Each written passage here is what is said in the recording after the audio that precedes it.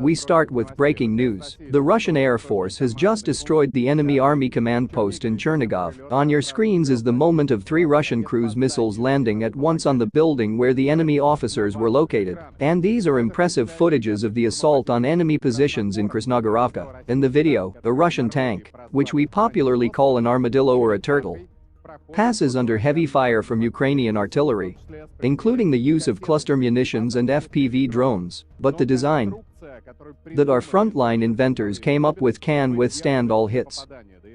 This tank reaches the center of Krasnogorovka, lands troops in the area of the station, after which it returns safely. As a result, Russian attack aircraft successfully gained a foothold and began to push the Ukrainians out of the city. The day before, our troops completely occupied a holiday village in the southeast of Krasnogorovka. Right now we are expanding the zone of control and moving our troops deeper into the city. Along Vachetina, Zheleznodorozhnaya and Lermontov streets, throughout the last week, the enemy tried to drive our troops out of Krasnogorovka, but all attempts were repulsed. Ukrainian sources report the entry of Russian troops into a Cheretino. And this is Chasiv Yar. Before the assault on this city, frontline aviation literally dismantles the enemy's fortified positions with powerful airstrikes. The Ukrainians allowed BBC propagandists to go on a raid with combat medics from the 28th Mechanized Brigade of Ukraine. The goal is clear: to show the West the catastrophic picture in the ranks of Ukrainian troops in Donbas. The evacuation of the dead and wounded occurs exclusively at night, because this is impossible to do during the day due to the swarm of Russian drones of all types, from FPV to Lancets. This footage shows the defeat of another French Caesar by a strike from the Lancet drone of the 40th Brigade of Russian Marines in the Volnovakha direction. This is the Seversk direction and the Lancet drones of the 106th Airborne Division, which in turn hit 4 Ukrainian Strela 10 air defense systems at once. The British acknowledge that drones have become a key weapon in the war in Ukraine. If earlier the advantage was on the side of Ukraine, now it's the other way around. The Russian army is superior to the Ukrainian armed forces in literally everything, including artillery. Zelensky will convene the Ukraine NATO Council, at which he will ask the alliance for help in defending against Russian missiles and drones. In other words, this is another summit called Give Me Something, or Give Me at least some credit. According to the main Ukrainian clown, he wants to receive the same protection from NATO as for Israel. Zelensky is literally screaming, Tel Aviv is not even a NATO member, not a member of the EU, and as soon as Iran launched retaliatory strikes, the United States, France and Britain immediately came to the defense of Israel. Yes, the West has demonstrated that it can easily close the skies to Israel, even when 300 missiles are flying at it at once. This is on the one hand. On the other hand, the same Western world has demonstrated that they will not come to the aid of Ukraine as soon as a threat arises in front of it, ignoring even Russian H-101 missiles allegedly flying into the territory of Poland, that is, into a NATO country. Zelensky's pain is shared so far only by the European Parliament. 86 European MPs signed a letter calling on Brussels to immediately send Ukraine at least 7 additional Patriot systems, since, as the letter says, the American Congress is in a blind corner. Today, leaders of the European Union countries will gather in Brussels to discuss the issue of providing Kyiv with new air defense systems, and the chief European gardener, who is also the chief European diplomat Borrell, cynically declared the day before that it would be cheaper for Europe to buy a Patriot for Ukraine than to restore destroyed thermal power plants, and the forecasts are disappointing. By winter, Russia will destroy 80% of Ukrainian thermal generation. At the same time, Ukrainian experts believe that the consequences of the latest attacks by the Russian Air Force on Ukrainian infrastructure caused significant damage to the country. According to them, along the entire front line in Sumy, Kharkov, Zaporozhye, Dnipropetrovsk regions, in the south of Ukraine, there will be systemic power outages during the summer and winter. The only thing that could prevent this would be the end of the war, but Zelensky himself forbade negotiations. In general, this is Zugzwang. We have already heard a lot in these 2 days about different conflicts here in Europe and in the Middle East, different levels of threats, different airspace.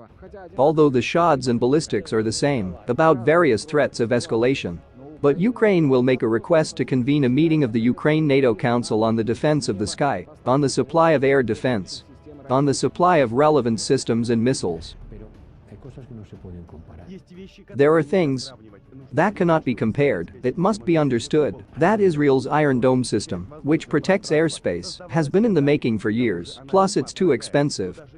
But even if we had the resources to create such a system in Ukraine, it cannot be done overnight. Secondly, Iranian attacks against Israel took place over bases in France, the United States, Britain and Jordan. Therefore, these countries responded in self-defense. This does not happen in Ukraine. There are no American, British, or especially Jordanian military bases in Ukraine that could be threatened by these missiles. Therefore, a similar response is not possible. These are completely different circumstances. Macron's policy towards Russia has taken another zigzag. Today it became known that Russia has been officially invited to celebrate the 80th anniversary of the Allied landings in Normandy. This event will take place on June 6. As Figaro clarifies, France invites the Russian delegation to the 80th anniversary, but not Putin. Clowns. Moreover, the celebration itself is held at the level of heads of state. It is interesting that in the first cynical message about Russia's invitation, the Europe 1 channel noted that, supposedly, even despite the geopolitical situation, it would be difficult to do without Russia's presence. After all, without the sacrifice that the USSR made. And these are 27 million lives of Soviet citizens who died in the fight against the Nazis. No landing in any Normandy would simply not have happened. It can be recalled here that exactly 8 years ago, at an event marking the 70th anniversary of the opening of the Second Front, the first meeting between Putin and Poroshenko took place. Do you remember him? This is where the so-called Normandy format comes from. In fact, this is the beginning of a grandiose deception of Russia. We believed it then, but, as Putin said, we don't intend to trust the West anymore. Bloomberg's material contains the answer to the question why Emmanuel, who had recently threatened to send his troops to Ukraine, decided to try on the image of a peacemaker. Playing Napoleon has so far not given Macron the support of the French population, nor support from its economic or military bloc, nor support from its NATO allies. On the contrary, NATO allies are in a Biden state. That is, they are at a loss. And they do not want to fight with Russia. But even with all Macron's calls to help Kiev, Paris's own contribution to helping Ukraine is not very large. In total, the French authorities allocated only €2 billion to the Banderates, while, for example, Chancellor Scholz allocated €22 billion. Berlin officially calls this position of Macron nothing other than galley posturing. But these are all Western squabbles. One thing is clear to us. All European countries are members of the NATO bloc, which not only continues to supply weapons to Kiev, which kill Russian soldiers and civilians, but NATO also continues to prepare for war with Russia. On the borders with our country, in particular in Lithuania, infrastructure for NATO troops is being created. Today, the alliance has built a new military base in the town of Siauliai. 30 years ago, Soviet troops were stationed there. The military base in Siauliai is the third such facility that they have put into operation since the beginning of the year. It is reported that each military camp has the infrastructure to accommodate a NATO battalion. The 1st Battalion left for Lithuania the day before. The Bundeswehr, like 80 years ago, again moved its tanks to the east. The difference is one. Instead of Panther and Tiger tanks, Germany is deploying Leopard tanks. Our central bank reported on foreign trade for March. The results impressed economics experts, who are usually not prone to showing emotion. Exports brought our country almost $40 billion. To be more precise, $39.6 billion. This significantly exceeds the figures for January and February. Compared to the first month of this year, export revenues increased by 40%. In February it increased by 30%. The amounts are serious. Austria thought about this, and it decided not to sever relations with Moscow. Raiffeisenbank is a very principled bank, which stated that soon, like everyone else, it will leave Russia. But, as the Financial Times reports, plans have changed. And recently this bank posted more than 2,400 vacancies throughout our country.